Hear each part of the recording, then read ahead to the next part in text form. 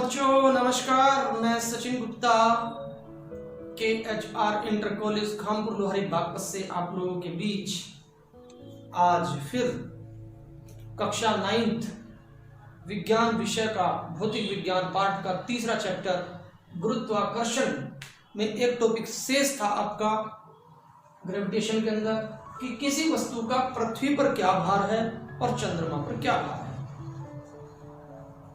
इसमें एक रिलेशन हमें डिफाइन करना है।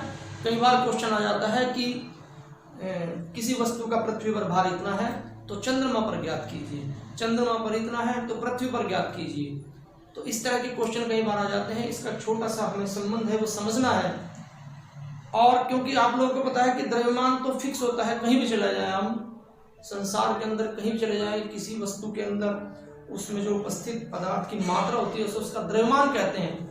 लेकिन भार W बराबर mg अर्थात द्रव्यमान में जब गुरुत्वाकर्षण की गुणा करते हैं तो वस्तु का भार काउंट किया जाता है। तो भार भी एक प्रकार का बल है, यानी कि क्योंकि फोर्स भी बराबर F बराबर ma होता है और A के स्थान पर यहाँ पर G यूज कर लेते हैं तो F बराबर mg बन जाता है। अर्थात किसी वस्तु, कोई भी पृथ्वी किसी वस्तु पर कितना गुरुत्वाकर्षण बल लगा रही है, जिस बल से कोई पृथ्वी अपने गुरुत्वाकर्षण जिस बल से खींच रही है वस्तु को, वो वस्तु का भार कहलाती है। ठीक है, तो अब आपके सामने मैंने कहा किसी वस्तु का पृथ्वी तथा चंद्रमा पर भार ज्ञात करना है। इसमें इसको समझने से पहले एक छोटी सी बात समझनी होगी कि नंबर 1 की पृथ्वी का द्रव्यमान चंद्रमा के द्रव्यमान से लगभग 100 गुना ज्यादा होता है। समझ गए? ये आपको ध्यान रखना है कि पृथ्वी 100 गुणी का वजन ज्यादा है उसका चंद्रमा की अपेक्षा। ठीक है, और ऐसे ही त्रिज्या है, पृथ्वी की त्रिज्या चंद्रमा की त्रिज्या की लगभग 4 गुनी है, 4 टाइम्स, 4 गुनी। बस जब ये दिए आपकी दोनों बात याद रहेगी तो उसके बाद इसमें कोई ऐसी विशेष बात नहीं है, आपको ये ध्यान रखना है। अब स्टार्ट करते हैं। मान लिया पृथ्वी का द्रव्यमान me है, E मींस अर्थ, मैंने इसलिए E लगाया इसमें me, और चंद्रमा का द्रव्यमान लगा लिया m और स्मॉल m, बड़े वाला m और स्मॉल m। ठीक है, इसके बाद बराबर में छोटा सा स्मॉल m लिख दिया। इसी प्रकार पृथ्वी की त्रिज्या को re से रिप्रेजेंट किया और चंद्रमा की त्रिज्या को rm से। अब जब me कहा तो mm के 100 गुना लिख दिया, इसको हम me बराबर 100 गुना mm भी लिख सकते हैं। यदि इसके चंद्रमा के द्रव्यमान में 100 की गुणा कर दूं तो पृथ्वी के द्रव्यमान के बराबर हो जाएगा नहीं। तो मैंने सिर्फ यही लिखा है कि me बराबर 100 गुना mm। क्लियर है? ऐसे ही त्रिज्या यदि पृथ्वी चंद्रमा की त्रिज्या में 4 की गुणा कर दूं तो पृथ्वी की त्रिज्या के बराबर हो जाएगी। तो r = 4 गुना rm। ये मैंने इसलिए किया क्योंकि आगे इस चीज की आवश्यकता पड़ेगी, इसलिए मैंने पहले इसको हल करके रख लिया, क्योंकि me को हमें mm में बदलना है और re को rm में बदलना है। चलिए, अब कोई पिंड है, कोई भी वस्तु है, कोई भी पिंड है, तो उसका द्रव्यमान अर्थात जिसका हमें भार ज्ञात करना है, जिसका भी हमें भार ज्ञात करना है, पिंड का द्रव्यमान m है, इसका द्रव्यमान कितना है, इसका मान लीजिए m है।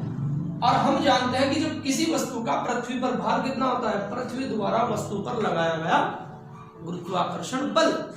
और गुरुत्वाकर्षण बल के लिए हमने एक सूत्र भी सिद्ध किया था, F बराबर Gm1m2/r²। और क्योंकि यहाँ पिंड 2 है, एक पृथ्वी है और एक कोई वस्तु है, किसी वस्तु का द्रव्यमान m है और पृथ्वी का m है, तो हमने m और me लिख दिया, इसलिए हमने Fe लिखा है जिससे कि पहचान हो जाए। और Fe को We भी कहते हैं क्योंकि जितना बल लगा वही उसका भार कहलाता है। किसी वस्तु पर जितना पृथ्वी बल लगा रही है खींचने के लिए, वही तो उसका भार कहलाता है। तो Gme/m/r² बराबर G as it is, me की जगह रख दिया हमने 100 गुना mm, इस me के स्थान पर रख दिया हमने 100 गुना mm। और ये छोटे वाला ऐसे कैसे, re के स्थान पर भी रख दिया 4rm और इसका विस्तार कर दिया। तो W बराबर क्या होगा, G 100 गुना mm गुना m/16, 4 का वर्ग हो गया 4 चौक 16 rm²। इसको कह दिया समीकरण नंबर 1। अब पुनः उसी वस्तु का चंद्रमा पर भार कितना हो गया, वही सूत्र लगेगा, चंद्रमा द्वारा वस्तु पर लगाया गया बल, ये भी गुरुत्वाकर्षण के नियम से था, ये भी गुरुत्वाकर्षण के नियम से था। तो Fm बराबर क्या हो गया, वही फॉर्मूला Gmm/m/r²। एम क्या है छोटा वाला एम यार, ये मैं 1 2 भी लिख सकता था, इसको M1 M2 लिख सकता था, वो भी लिखा जा सकता था, उससे कोई फर्क नहीं पड़ रहा। आप M1 M2 और M स्मॉल m लिख सकते हैं, E के स्थान पर 1 भी लिख सकते हैं, E के स्थान पर आप 1 लिख लो और छोटे वाले M के स्थान पर भी 1 लिख लो, वो 2 लिख लो, तो हमारे बन जाएंगे M1 M2। ठीक है, उससे कोई फर्क नहीं पड़ता। चलिए, तो चंद्रमा द्वारा वस्तु पर लगाया बल Fm बराबर जी m बटे m बटे rm स्क्वायर, Wm बराबर जी m गुना m बटे rm स्क्वायर। समीकरण नंबर 2। समीकरण 1 को समीकरण 2 से भाग दे देते हैं, We बटे Wm आ जाएगा, We बटे Wm लेफ्ट साइड में और राइट साइड में g 100 गुना mm बटे m बटे 16 rm स्क्वायर और mm गुना m बटे rm स्क्वायर। rm स्क्वायर से rm स्क्वायर कट गया, g से g कट गया, mm से mm कट गया, छोटे m से छोटे m कट गया, तो आप देखेंगे कि We बटे Wm बराबर 100 बटे 16 बच गया केवल। जब 100 को 16 से भाग देंगे तो 16 पॉइंट कुछ आएगा, 16.2 समथिंग, तो इसको हमें पॉइंट में नहीं लेना, हमें पॉइंट का छोड़ देना है, लगभग 16 गुना। तो हम कहेंगे कि We बटे Wm बराबर 6, अर्थात We बराबर क्या आएगा 6 गुना Wm, अर्थात यानी कि पृथ्वी का जो भार है, यदि किसी वस्तु का पृथ्वी पर भार मान लो 60 है या 6 है, 6 मान लीजिए, तो चंद्रमा पर कितना होगा? ओ, चंद्रमा पर 6 है, यहाँ पर 6 लीजिए, 6 6 36, तो पृथ्वी पर 36 होगा किलोग्राम भार। ठीक है ना। ऐसे ही यदि चंद्रमा पर हमें निकालना है, चंद्रमा पर निकालना है, पृथ्वी पर दिया हुआ है, तो Wm बराबर हो जाएगा, ये 6 से चला जाएगा, We बटे 6, We या 1 बटे 6 We, एक ही बात है, कैसे भी लिख लो, ये तो सूत्र की सुंदरता के लिए इसको ऐसे लिखा जाता है, Wm बराबर 1 बटा 6 गुना We। क्लियर है। तो ये फॉर्मूला आप लोगों को याद रखना है, ये या एक ही बात है दोनों। तो इस फॉर्मूले की सहायता से हम कभी भी यदि पृथ्वी पर किसी वस्तु का भार दिया हुआ है, चंद्रमा पर पूछ रहे हैं, चंद्रमा पर बता देंगे। ये न्यूमेरिकल के लिहाज से बहुत ही सूक्ष्म और बहुत ही अच्छा टॉपिक है।